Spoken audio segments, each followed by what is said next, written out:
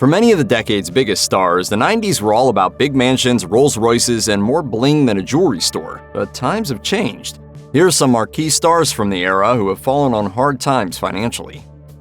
You would think that every member of the Spice Girls, who sold 48 million records worldwide, would be rolling in dough, but that wasn't the case for Mel B, otherwise known as Scary Spice. The Spice Girls were one of the biggest pop groups in the 90s, scoring 10 #1 singles in the UK, and even starring in their own hit film Spice World. Each member was distinguished by a different persona and nickname. For instance, Mel B's was dubbed Scary Spice for her intimidating and zany demeanor. The Spice Girls initially broke up in 2000, but reunited for a successful tour in 2019. The reunion tour made millions for the group's members, but Mel B didn't benefit much, as her share largely went to settle her 2017 divorce from movie producer Stefan Belafonte. She told the BBC, "I wasn't just emotionally and physically abused, there was all the financial abuse too. I didn't realize that I didn't have as much money as I thought I had." When you're in an abusive relationship, you don't realize it's that bad, like I said, until it's too late. The singer agreed to pay her ex-husband a lump sum of $350,000 plus an additional $5,000 every month in child support payments. As a result, Mel B was left with so little money that she had to move in with her mother. As both a stand-up comedian and actor, Sinbad made millions in the 1990s. And I thought it was always my job to make people laugh. By 2025, however, his net worth had dwindled to just a fraction of that. In addition to hit stand-up specials like Brain Damaged and Son of a Preacher Man, Sinbad starred in well-liked comedies like Jingle All the Way and Houseguest. He even had his own sitcom, The Sinbad Show. Yo, this is my personal style, you know? I'm trying to make a statement. Yeah, and that statement is, hey everybody, Bozo in the house. But after a serious stroke in 2020, Sinbad's net worth has been reported to be in the range of $100,000, far less than what he was worth in his 90s heyday. Sinbad's financial problems first came to light in 2009 when he appeared near the top of the list of California's most notorious tax dodgers, owing the state government over $2 million. He also owed the federal government $8.5 million in unpaid taxes. The comic immediately put his house on the market, seeking $3 million to pay down his debt. In addition to starring on Beverly Hills 90210 in the 90s, Tori Spelling had the added advantage of growing up rich. For most of her life, money seemed like no problem at all. But by 2025, Spelling was just struggling to get by. Spelling was known for playing the chic rich kid Donna Martin on 90210. She stayed on the show for its entire 10-season run and claimed to have auditioned under a phony name to avoid charges of nepotism. The show was produced by her father, powerful TV industry figure Aaron Spelling, who was reportedly worth $600 million when he died in 2006. By the time of her father's death, Spelling had settled into a career consisting of low-budget movies and reality shows. Whatever wealth that Spelling accumulated in the entertainment industry, including the $800,000 she'd inherited from her father, was virtually gone by 2023. After many years of reported financial problems, including a high-profile divorce from actor Dean McDermott, Spelling had to move out of the home she lived in with her 5 children due to a mold infestation. She and her kids then moved into an RV parked at a campground. First and foremost, I'm a mom. And my kids keep me going. A solid argument could be made that Kevin Costner is the quintessential movie star of the first half of the 1990s. But despite all of his early successes, Costner now reportedly faces serious financial strain. It's a sharp contrast from the era when he headlined one blockbuster after another, such as JFK, The Bodyguard, and Dances with Wolves, the latter earning him 2 Oscars, including Best Director. However, Costner also starred in some huge box office bombs in the 90s, most notably Waterworld and The Postman. He eventually rebuilt his Hollywood reputation with the massively successful Western TV series Yellowstone. However, Costner ultimately left Yellowstone in order to focus on his passion project, a sweeping 4-movie Western called Horizon: An American Saga. Costner co-wrote, directed, and starred in the first 2 films of the planned franchise, and along with 2 other individuals, he also put up the money for the ambitious project. That looks like a promising place. The place I might be able to see myself. The first movie didn't earn back its budget, bringing in just $38 million at the box office. That's roughly the same amount that Costner used from his personal fortune to pay for the movies. The second still hasn't been released as of June 2025, with production of the other 2 movies on hold, giving Costner little chance to recoup the substantial financial loss. It's been reported that a bankruptcy filing is a possibility for the former Hollywood big shot.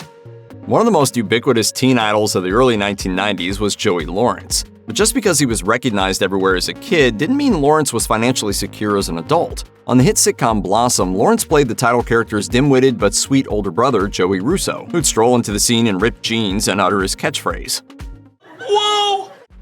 Lawrence starred on Blossom for 6 seasons, during which time he launched a moderately successful career as a pop star, scoring hits like Stay Forever. The cable TV sitcom Melissa and Joey kept Lawrence afloat through 2015, but after it was canceled, his income fell by about 90%. After earning $58,000 in 2016, he and his then-spouse Shonda Yon Nelson declared bankruptcy a year later. In 2018, Lawrence settled his bankruptcy claims, though some of his creditors weren't paid what they were owed. For instance, the IRS received only $31,000 of the $67,000 he owed in back taxes.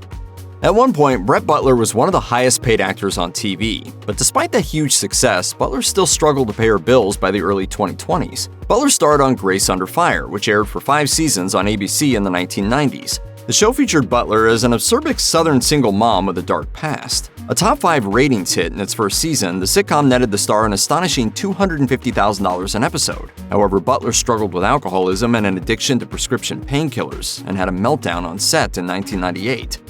I can't even describe the low. The show was eventually canceled, so Butler left California to live on a farm in Georgia. But when she ran out of money, she had to briefly stay in a shelter for the unhoused. Butler worked sporadically in TV over the next 2 decades, supplementing her income with psychic readings. By 2021, Butler was again facing dire straits and at risk of becoming unhoused once again. She even let a friend set up an online crowdfunding account to help her pay her bills. Randy Quaid was another huge star in the 90s, making tons of money before ending up owing creditors. Quaid's career began with supporting parts in 70s classics like The Last Detail, for which he received an Academy Award nomination. By the 1990s, he became a top-tier actor, starring in films like Days of Thunder and Independence Day. But by the 21st century, Quaid was more likely to make the news for his off-screen behavior than he was for his film work. In 2010, Quaid and his wife went on the lam. He claimed to be fleeing from a secret collective he called the Hollywood Star Whackers, which ruthlessly assassinated celebrities. Around the same time, police in Santa Barbara, California issued felony arrest warrants for the Quaids, accusing them of squatting in and vandalizing a guest house on a property they once owned. We are not criminals, nor are we fugitives from justice, nor are we crazy. The Quaids fled to Canada, and when attempting to re-enter the U.S. in 2015, they were arrested and briefly detained. Quaid has since appeared in just 2 independent films, All You Can Eat and The Christmas Letter. As of 2025, he reportedly still owes creditors about $1 million. At the height of his career in the 90s, Dennis Rodman was earning millions from his NBA salary, endorsement deals, movie roles, and even his own reality series. But a lot of that money is now gone, and it's not entirely the NBA Hall of Famer's fault. Over the span of 14 seasons, Rodman amassed the stats and achievements that earned him a reputation as one of the best defensive players in NBA history. The 2-time Defensive Player of the Year racked up nearly 12,000 rebounds and helped his teams win 5 championships. Rodman was well compensated for his abilities, earning around $27 million for his play, as well as millions more from outside ventures like his MTV reality show, The Rodman World Tour. But before and after his NBA retirement in 2000, Rodman squandered a great deal of his earnings living the high-profile celebrity lifestyle he'd become accustomed to. But the main reason Rodman doesn't have the vast fortune he once did is simple. It was stolen by a woman claiming to be a financial advisor. Her name was Peggy Ann Fulford, and she told Rodman that she'd been educated in law and business at Harvard University. She also said she created tremendous personal wealth through stock market trading and savvy real estate deals. The relationship between Peggy and Dennis was next level. But none of that was true. And instead of managing Rodman's finances as promised, she helped herself to his accounts and stole millions from the NBA star and other professional athletes. Fulford was sentenced to 10 years in prison in 2018 and was released in 2023. One-hit wonders can amass a fortune if their only successful single was a big enough smash. That should have been the case for Richard Ashcroft, lead singer of The Verve, who scored a hit in 1997 with Bittersweet Symphony.